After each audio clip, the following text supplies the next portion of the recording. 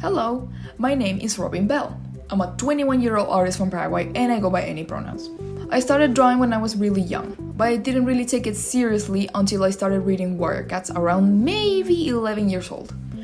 I was fascinated by the story and the characters, so much so that I started drawing them myself.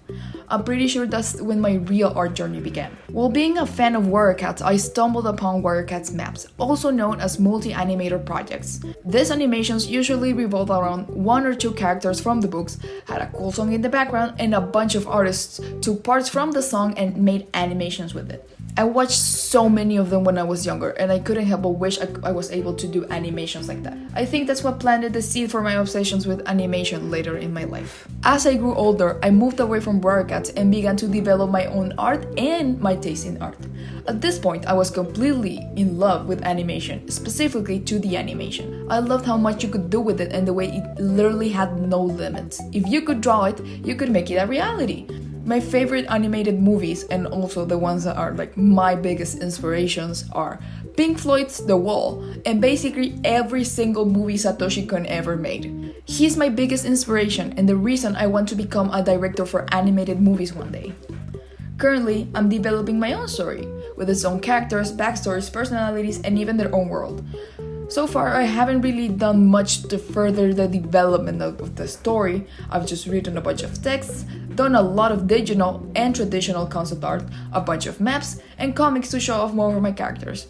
It's a lot of work, but I cannot express how much I enjoy the process of creating the story, and I can't wait to see what it could become one day. Ideally, I would love it to turn into an animated series, or maybe a movie or two directed by myself. Or who knows, maybe both. We'll see. Now, when it comes to themes, I must admit I never really sat down to think about it. I consider myself a storyteller, and I like being able to dive into a diverse number of topics in my art. But if I had to choose one, that would be the theme of friendship. Friendship plays an incredibly important part in my life, especially since the day I realized I am aromantic, which for those people who aren't aware is a person who experiences little to no romantic attraction to other people. I must admit, I wasn't particularly excited about being aromantic. However, the fact that I knew I was already surrounded by the love of my friends made it easier for me to accept who I was. And that is exactly what I wanted to represent in this drawing. One thing I was sure about when I started this project is that I wanted all my friends to be included in a very unique way to make the piece more meaningful.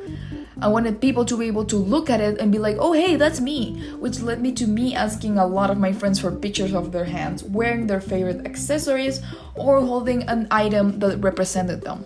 I must admit, I really wish I was able to include more people in this, but I would have gone insane if I included more people than I already did. I also wanted the drawing to act like a thank you or a love letter to all of those friends who stood by my side no matter what, because without them, I wouldn't be the person I am today. I decided to title the piece, Thank You, blank.